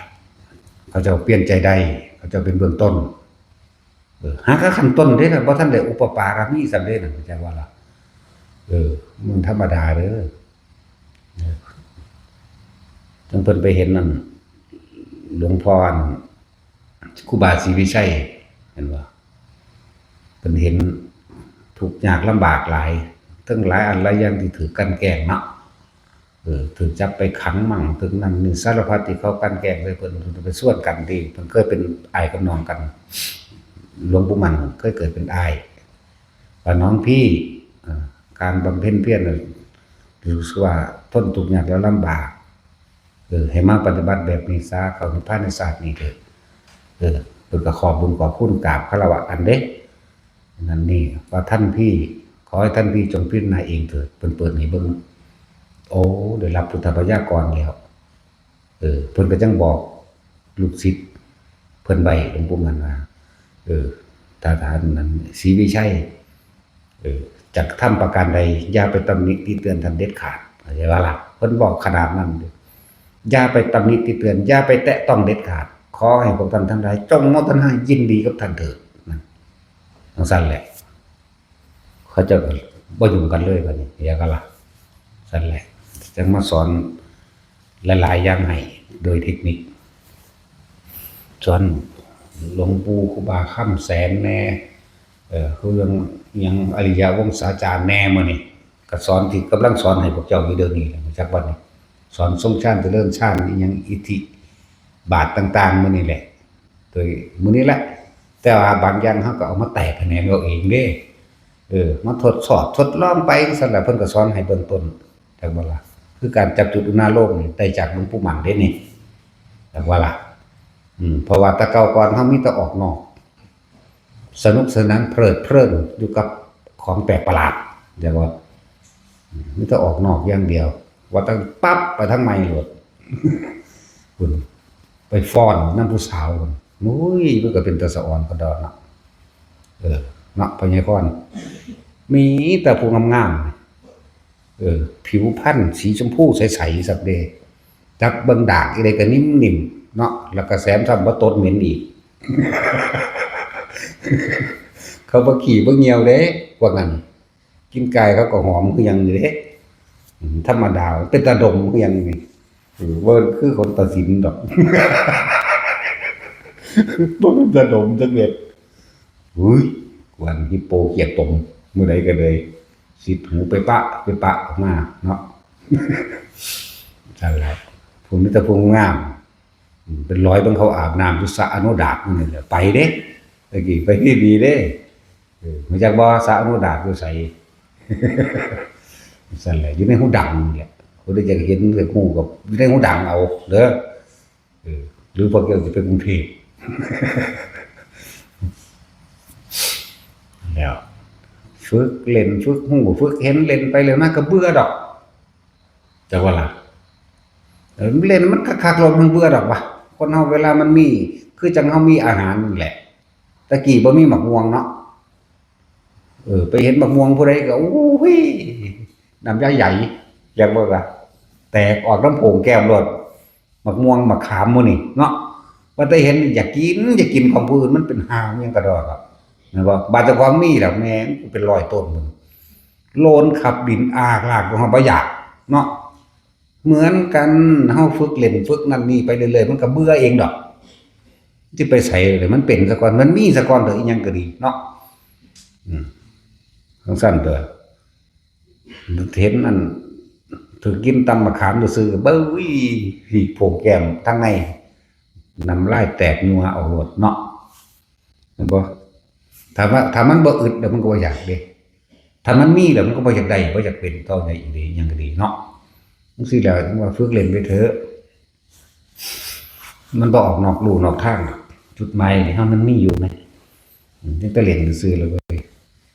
สู้ว่าพระเพิ่นนั่นในสมัยพุทธกาลโบราณเพิ่นเฮ็ดหยังอยู่เด้อเห็นบ่ซั่นบ่แม่นว่าจะมานั่งสมาธิเคร่งเครียดอยู่กับลมหายใจตลอดขนาดนั้นดอกเว้ยแม่นบ่ซั่นบ่แม่นนั่งอยู่ซั่นเดินกึ่งฟึ่งอยู่หั่นบ่แม่นเพิ่นก็มีแนวเล่นแนวหัวเพิ่นคือกันนั่นแหละเนาะ จังซั่นล่ะแล้วโมคคัลลาก็หังมีแต่ไปเล่นข้างนอกตัวแต่ว่าเพิ่นบรรลุแล้วดอกไปดีพวกเราไปเบิ่งนรกหั่นพระโมคคัลลาก็ดีเนาะเขาเดี๋ยวก็ไปสวรรค์มั่งเบิ่งนรกมั่งนี่นั่นมั่งสารพัดบ่แม่นว่าเพิ่นสินั่งขมอเป็นอรหันต์หัวต่ออยู่หั่นเด้เวลาหิวเพิ่นก็กินคือกันตัวกับเฮาเด้เก็บท้องไข้ได้หนาวคือกันตัวพระสารีบุตรปวดท้องเป็นโรคท้องโรคลมสมัยแต่เป็นฆราวาสแม่เอาน้ำตาลนั่นน่ะน้ำตาลอ้อยจักน้ำอ้อยบ่น้ำอ้อยนะน้ำอ้อยที่เจ้าตะกี้เอางัวย่างเอาควายย่างเอาเด้ปั้นอิ่วเข้าเพิ่นบ่เอารอเทียนมาหมุนใส่กันปั้นแล้วก็ไปเคี่ยวแล้วก็เอาใบอ้อยมาเฮ็ดเป็นก้อนนะแต่จริงมันเคยเห็นบ่ดอกนี่เคยเห็นอยู่ในตลาด กูเฮ็ดก็เป็นเด้กูสิบอกให้แสดงว่ากูเฒ่าแล้วแต่ว่ายังหนุ่มอยู่ เนาะกูเฮ็ดก็เป็นเด้พอกูไปลักกินอ้อยเขาเจ้าดีๆตะกี้ รักกินอ้อยเขาเจ้าแล้วแหละก็ไปหาเขาเจ้านั่นแหละเออรักแล้วจังไปขอที่หลังพ่อใหญ่ก็ขออ้อยเจ้าเด้อถือไปทำโอ้โหรู้สึกกินยากๆกันตักกินไม่หันนั่นก็จะเอาอิ่วอ้อยด้วยครับควายตะกี้ให้นั่นมันติดบักคำควายมันเซิงสันอีหลีเด้แต่ว่าผ้ามันตายแล้วล่ะหมายถึงเป็นหมู่เดียวกันกับลูกคนนั้นนะแต่ว่ารักไปเขาเจ้ารักแล้วก็กินไปได้เครื่องล่ำแหละถึงไปบอกพ่อใหญ่ขออ้อยเด้อคอยรักพ่อเจ้านะโอ้ยกินแต่เดือนมันสิกินเท่าใดว่าซั่นผมมันอิ่วเพิ่นว่าซั่นเขาเจ้าใส่ถังใหม่เด้นั่นแหละแล้วก็ไปเบิ่งเขาเจ้าต้มเคี่ยวจนว่ามันเวลาเข้มข้นจังเอามาอัดเป็นก้อนเด้รอเอาเด้บัดนั้นแล้วจังไม่เฮ็ดแบบแล้วจะเอาใบอ้อยเด้มาใส่อยากบอกใบอ้อยนั่นน่ะอันพับข้างซ้ายพับข้างขวาใส่กันอยู่ว่าก่อนเด้มันหวานอยู่เด้อ้อยนี่จักสิหวานบ่หวานเด้อ้อยนี่ บูดบ่อยู่อีหานี่บ่มีสีสันบันเทิงจังเม็ดใครอยู่บนได้ผัวแต่ใจขนาดเดียวคนสิไปเอามันเนาะก็สิบ้าตายกันว่ากูนี่เนาะ ถึงสั่นเลยเวลาเขาเจ้าเจ็บท้องเป็นโรคลมป่วนจังซี่นั่นแหละพระโมคคัลลาก็เป็นผู้ไปหายามาให้บอกว่าน้ำอ้อยใส่กันครับยังละพระโมคคัลลาก็ไปหามาให้กินตัวเที่ยวที่สองบ่กินเลยหัวไอ้มันสิมาย่านตายอยู่พ่อสำนีล่ะหามาได้เด้นี่ความบาดถิ่มเลยแล้วมันก็เศร้าเอาเองนั่นแหละเขาเจ้าตัดทิ้งนั่นนี่หลายอย่างก็ดอกมันเป็นเครื่องอันนี้นำมาบอกให้ฟังบ่อยากให้ซีเรียสปฏิบัตินี่ว่ามันจะไปนั่งเคร่งเครียดจังซั่นยืนเฮ็ดอยู่กับแต่ตัวสำคัญคือสติกับลมหายใจกับอุณหภูมินี่แหละเห็นบ่ล่ะเฮาบ่ได้เอาท่ามันเฮาบ่ได้เอาเวลาพร้อมบ่แม่นตั้งเวลาใส่กันบัดนี้สมาธิ30นาทีโมทนาด้วยกันนะว่ามึงนั่งคิดอยู่รอบโลกมึงก็บ่รู้ล่ะอันนั้นเนาะอันนี้เฮาย่างบ่คิดเห็นบ่คิดยืนเดินนอนนั่งอยู่กับลมมั่งแน่บางทีก็เว้ากับหมู่แต่ว่าจิตใจบ่ออกไปปรุงแต่งก็มีเด้เห็นบ่ล่ะเว้ากับหมู่อยู่กูสงสารบ่นี่ก็ต่างกันเด้ล่ะเฮ็ดสบายๆว่าพวกเฮาฝึกสบายคือผู้ใดมาฝึกเป็นแล้วไปเฮ็ดเอาเองนี่เวลาทำรวมกิจกรรมสังฆกรรมกันนี่แหละก็มีเท่านี้นึงมีแต่ยามมื้อแลงนี่ส่วนยามมื้อเช้าก็ทาแต่กินข้าวก็หนีไปเวียกมันรู้จักเวียกบ่เนาะพวกนั้นพวกคนมันบ้านนอกนั้นเขารู้จักคำว่าเวียกบ่วะเนาะรู้จักคำว่าเวียกไหมเวียกหมายถึงงานใครงานมันเด้อเฮ็ดเวียกทำงานภาษาไทยวรรณคำมันนี่ไทยแท้เด้สิบอกให้เด้อภาษานี่ไทยแปลว่าหยังแปลว่าอิสระมาจากไสมาจากพุทธะแปลว่าอิสระแปลว่ารู้ตื่นแล้วไทยจริงๆนะพุทธกับไทยขึ้นเดียวกันใช่บ่ล่ะไม่เคยเว้าคักๆคนภาษาเฮาคักเดี๋ยวพระพุทธเจ้าก็เลยเนาะแต่ว่าบ่มีหลักฐานนะเพราะมันเกิดนานแล้วมีแต่พยานหลักฐานถูกต้องได้แล้วมันนานอะไรว่าไปฝึกเล่นตายแหละสิไปซีเรียสอีหยังกับมันคนปฏิบัติธรรมก็ต้องก็ว่าสั่งเอิ้นว่าเป็นผู้รู้ผู้ตื่นผู้เบิกบานบ่แม่นบ่ซั่นอันนี้เป็นผู้รู้จังได๋ถึงบ่ตื่นเนาะ บ่เป็นปากบานเด้ ผู้รู้ผู้ตื่นผู้ปากบานไปหาเว้าขี้คุยโอ้แหว่แหว่ทั้งนั้นทั้งนี้เนาะว่าซั่นไปหาสอนแต่ผู้อื่นแต่ว่าบ่สอนเจ้าของ ผู้รู้ผู้ตื่นผู้ปากบานพวกนั้นซั่นเด้ออยากจะเว้าบัดเขาติดขัดปัญหามากตอบเขาบ่ได้แต่ของบ่เคยเป็นเนาะอ่านมาเว้าอันนั้นของเฮาบ่เข้าป่าเด้เอาเถอะนะผ่านประสบการณ์ป่าว่าสิรู้เรื่องออกมาไปก็ดีเพราะถ้าเข้าไปนี่เงียบ วังเว้งโหวเหวเขาหันมึงเอาแตหนาไปก็เลยอยู่ผู้เดียวเว้ยตั้งแต่เสียงปวกโคซันมันคลาโว้ยความคิดมันหอดใจแล้วนะมันสั่นดอกเนาะผีพวกบางชนิดมันขึ้นกกใหม่เด้โดยเฉพาะอันอีหยังติกกมะเขือนั่นน่ะพวกนี้มากินได้เปลือกมะเขือเปลือกต้นมันน่ะนะจักว่าล่ะเต็มอยู่นั่นถ้าย่างเข้าไปใกล้มันสั่นหัวติ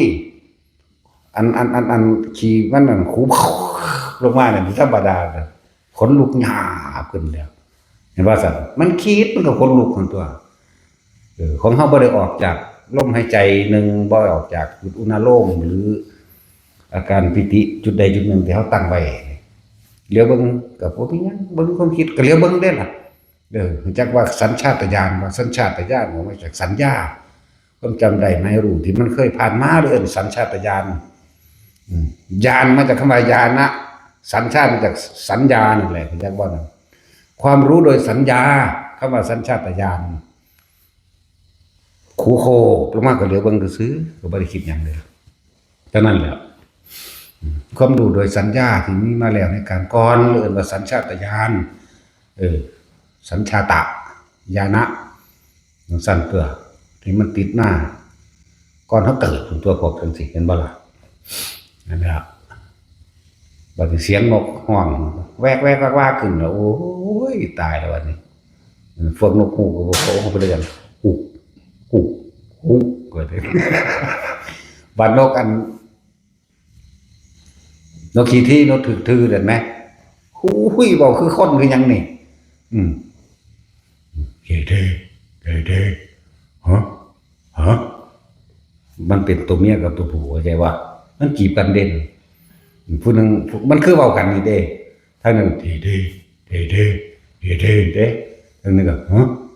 ะฮู้เดี๋ยวมันทางนึงทื่อไปเด้นี่โอ้ธรรมดาเด้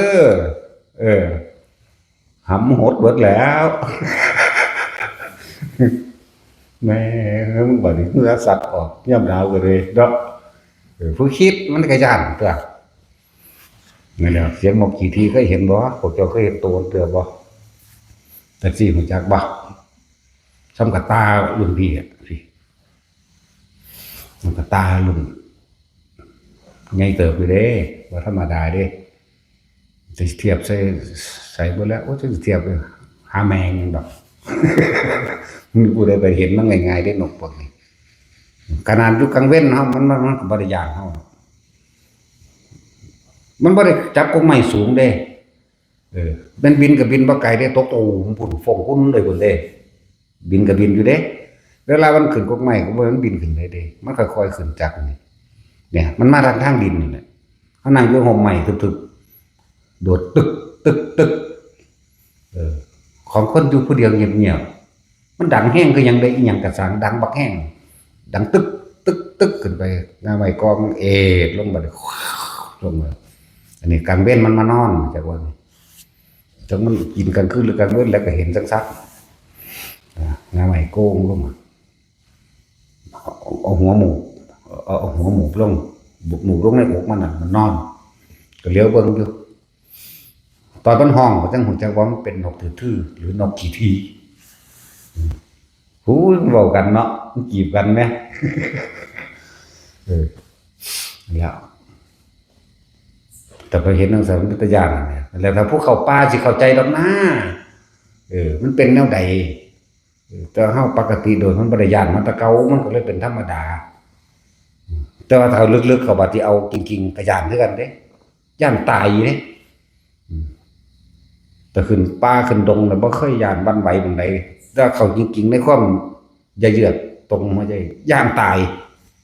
บาดนั้นสินั้นว่าวีบคือกันได้หัวใจเฮาก็ได้นั่นแหละถึงว่าธรรมะจริงๆก็คือประสบการณ์ตัวเองเวลางูมันมาดีแต่งูสันๆคาว่าก็มีเด้แต่บักใหญ่ไงแบบนี้ก็มีเหลื่อมออกเขียวฟ้าทางได้ละมันสะท้อนกันกับแสงดวงจันทร์ทางบ่แม่นดวงจันทร์เต็มดวงได้บ่แบบ เหลื่อมตาก็นี่ลุดอ้อมกดนี่จักก่อนนี่ก็บางเบิ่งทางเลือกก็จะเอามือไปจับเบิ่งอยู่ ทางไปจับมันดอก ซั่นล่ะอยู่โดนเติบหายไปบัดนี้พุ่นเบิ่งมาแต่ทั้งผู้สูงๆบัดนี้มากลางไม้หักโป๊ะเป๊ะโป๊ะเป๊ะออกมาเสียงลากขามาธรรมดากายเลื่อยกังเขียดเข้าไปมันบักไงปันทักแดงงูแต่ตาสินไปน้ำสิให้ต้มหมอไว้ขึ้นแล้วเนาะโอ้ยไงปานนั้นจักสิเอาปิดใส่แล้วมาใส่เนาะกูต้มพญานาคกินนี่นะ บ่นยุกมาเด้อแล้วจังซั่นล่ะลากลงไปซาดไปต่อไกลๆนี่ว่านี่จังซั่นก็มีนั่นแหละนี่คือสิ่งที่กระทบว่าในขณะปัจจุบันเฮาสิคิดหยังจักบ่ล่ะนี่ได้จังบอกว่าเฮาฝึกไปจังซี่ล่ะฝึกไปเรื่อยๆฝึกให้จิตมีกำลังคือตั้งมั่นบ่หนีออกจากกายในความรู้สึกในกายของเฮาเป็นเบื้องต้นอันอื่นๆอย่าเพิ่งเว้าเอาแค่นี้ซะก่อนผู้ใดก็สร้างเป็นผู้มีสติรู้อยู่กับลมหายใจหนึ่งแล้วมีอาการปิตินั่นก็เป็นการทรงฌานเจริญฌานโดยปฐมฌานแล้วต่อมาความบ่ได้นึกคิดถึงลมหายใจบ่ได้วิตกวิจารถึงลมหายใจ แต่ว่าอาการปิติก็เลยนั่นก็เป็นสองแล้วจากบ่นะปีติสุขเอกตาต่อมาเกิดความสงบเยือกเข้ามาแล้วปุ๊บเกิดว่าสุขเอกคตานี่เป็นชั้นที่3ความคิดจิตพูดขึ้นเรื่องนั้นเรื่องนี้เห็นได้บ่ล่ะโดยสัญชาตญาณโดยสัญญาของมันเองเฮาสิคิดนึกปรุงแต่งบ่ที่แรกเฮาก็ฝึกจากภายนอกนี่ซะก่อนฝึกเฮาเห็นกันอยู่เดียวนี้ผู้นั้นผู้นี้เว้านั้นเรื่องนี้จังสิซ้อล้อแสลไปเสือกเรื่องของเขาบ่เนาะเขาบอกกันหยังวะเอาแล้วมันไปยืนยันตัดสินเอาบ่ได้อันเด็ดผิดเด้โอ้ยบ่ถูกอีนั่นเฮ็ดบ่ถูกอีนี่เฮ็ดบ่ถูกไปละบาดนั่นถ้าเฮามีการฝึกแล้วมันอยู่กับตัวเองสรุปรวมแล้วก็คือมาอยู่กับตัวเองดูตัวเองดูกายตัวเองนี่กายเวทนาจิตเวทนากายรวมแล้วคือกายดูกับน้ำเข้าใจบ่ล่ะรู้คือหยังคือลมหายใจนี่แหละหมายถึงร่างกายนี่แหละเป็นผู้มีสติรู้อยู่กับลมหายใจเข้าออกบ่คิดอย่างอื่นวันไหวอย่างอื่นเลยปิติมันก็เกิดอย่างใดอย่างหนึ่งแต่พวกเฮาตั้งขึ้นมาโดยหลักโดยอันเดียวเพื่อให้เกิดความบ่คงเคร่งบ่หวั่นไหวบ่หยังให้เป็นอันหนึงจังบ่สับสนเอาวิธีเดียวนะแล้วอยู่นี่แต่น่วงกันมาการคิ้วกันหน้าผากกลางอกแล้วแต่เป็นชั้นที่2นี่หมายถึงว่าอยู่ในความรู้สึกในกายเหมือนเดิมมันบ่กายในกายคือความรู้สึกนี่แหละนั่นแหละเวทนาในเวทนาเวทนานอกมาถึงไปพอใจคนนั้นไม่พอใจคนนั้นบ่แต่เวทนาในเวทนาตัวนี้คือความรู้สึกอันเป็นอุเบกขาเวทนามันเลยเอาอาการปิติตัวนี้แหละมาเป็นตัวยันกันไว้จักบ่ล่ะจิตในจิตถ้ามันเฝ้าสังเกตตัวเองดีอยู่แล้วมันเกิดความสงบดับลงเร็วๆสุขเอกคตามันก็เป็นชั้นที่3บัดนี้จะเลิกเบิ่งตาสัญชาตญาณหมายถึงความจำได้ในรูปตาเก่าที่มันเคยมีมาแล้วในอดีตชาติก็สร้างหรือมันปรุงแต่งขึ้นเอาเองหรือหยังก็ได้เอาไปเถอะมันบ่ปรุงแต่งดอกมันสิพูดขึ้นโดยสัญญาทั้งหมดมันบ่ปรุงดอกตอนนั้นถึงจุดนั้นแล้วแต่ว่าเฮาสิปรุงน้ำมันบ่เท่านั้นแหละเรียกว่าเฮาสินึกคิดคาดคะเนสรุปหาเหตุและผลหยังกับมันบ่ที่มันแสดงสิ่งต่างๆที่เป็นสัญญาเก่าๆที่มันพูดขึ้นมันบ่แม่นแค่คำพูดกลิ่นเสียงหรือเกิดกลายเป็นเรือนเป็นเล่าเป็นบ้านเป็นเมืองเป็นชาติเป็นภพเป็นชาติไปเลยเด้แต่ว่าล่ะแต่ถ้าเฮามีความมั่นคงตั้งมั่นดีแล้วเฮาสิเป็นผู้เบิ่งมันซื่อๆรู้เฉยๆเห็นเฉยๆได้ยินเฉยๆเราไม่มีในสิ่งที่เห็นเข้าใจว่าไงบ่ไปมีอารมณ์รวมบ่ไปคิดรวมในสิ่งที่เห็นในสิ่งที่ยินในสิ่งที่ได้กลิ่นจักว่าล่ะเหมือนกับที่ว่าเสียงต่างๆที่มันเกิดขึ้นนั่นแหละเสียงนกมันฮู้นี่นกหยังน้อไปเลยเด้คิดไปเลยเด้ยินซื่อๆว่าต้องไปหาซื้อว่าต้องไปสรุปว่านกหยังนกฮูกหรือนกเขาว่าอย่างว่านี่จังซั่นแหละก็คงยินซื่อๆนี่เคยได้ก็เสียงเด็กน้อยให้แว่ๆขึ้นมานี่โอ้ยธรรมดาบ่ ขนลุกขึ้นมาซื่อๆนะธรรมดาบ่ตั้งๆที่เฮาอยู่ในตนเองแท้ๆขนลุกก็ยังแทรกซ้อนได้แทรกซ้อนจนคนหัวสังหลังหมดเลยทั้งๆที่บ่มีผมอยากว่าล่ะ แต่ว่ามันก็บ่ได้วันใดดอกมันเป็นของมันเองซื่อๆโดยสัญชาตญาณเหมือนกันแล้วก็เฮายางมืนลมนั่นน่ะบ่มีแนวขว้าก็ขว้าไปซื่อๆดิเห็นบ่เฮายางไปตามทางลมๆแปรๆอาจจะเป็นฝนตกเนาะขี้ตมลื่นไหลดินเหนียวนั่นมืนลมขว้าไปเลยเด้จักขว้าเอาหยังทั้งที่มันบ่มีนั่นเอิ้นว่าสัญชาตญาณจังซั่นก็มีอันนั้นเป็นสัญชาตญาณแต่จะให้เฮาตกใจบ่ตกใจบ่ตกใจบ่ตื่นเป็นสัญชาตญาณจักว่าล่ะจังซั่นแหละหลายอะไรอย่างผู้ใดฝึกตนเองได้แล้วก็สิรู้ในผู้นั้นเองนั่นแหละเสียงแปลกประหลาดสัตว์ประหลาดปรากฏเกิดขึ้นลูกไฟดวงสีแดงเป็นคือไฟอีหลีเลยเป็นคือไฟที่เขาจุดเฮ็ดเป็นก้อนกลมๆใส่กับบั้นแล้วก็เอาน้ำมันใส่นี่ก็มีลอยไปลอยมาอยู่ต่อหน้าต่อตาวูบเข้ามาก็มีพุ่งออกไปก็มีวูบวาบวูบวาบหมุนวนออกมาก็มีสารพัดเด้บ่แม่นมานั่งอักลากอยู่นี่จะเห็นคือเฮามันบ่แม่นเด้เป็นผู้เดียวแต่จักฮู้หั่นแม่นบ่ซั่นนั่งอักลากอยู่นี่ก็คือบ่เห็นบางคนกูก็บวชเหมือนกันนั่นแหละครั้งนั้นกูไม่รู้หาแมงบ่มึงนอนอยู่ในห้อง บ่ไปทางใหม่เนาะแต่ความบ่ไปปฏิบัติแต่ความบ่ออกป่าออกดงเอาเองเจ้าของบ่กล้านี่ว่าซั่นหลายแบบหลายอย่างเยอะกว่านั้นอีกคนบักใหญ่4ว่า5ว่าก็ยังขึ้นลุกขึ้นจากน้ำบึ้มขึ้นมาเป็นธรรมดาหาลำบ่งเสียงมีแต่น้ำเด้เฮานั่งอยู่ฟังน้ำจังซี่เสียงกุดๆๆปุ้มขึ้นมาเด้ธรรมดาบ่ขนาดมันมืดแต่เห็นได้เข้าใจบ่ล่ะแล้วก็บ่มีอีหยังขึ้นมาจากน้ำแต่จริงๆเฮาบ่สนใจดอกแต่มันตูมตัวตาหน้าก็เบิ่งซื่อๆเด้ล่ะก็น้ำฟงอีหลีเด้พวกเจ้านั่นก็ฟงขึ้นมาอีหลีนี่แหละหังบ่มีอีหยังขึ้นมาเห็นน่ะก็นั่งเบิ่งซื่อๆนี่ล่ะก็บ่ได้สนใจเลยยามเช้าก็บ่ได้สนใจธรรมดา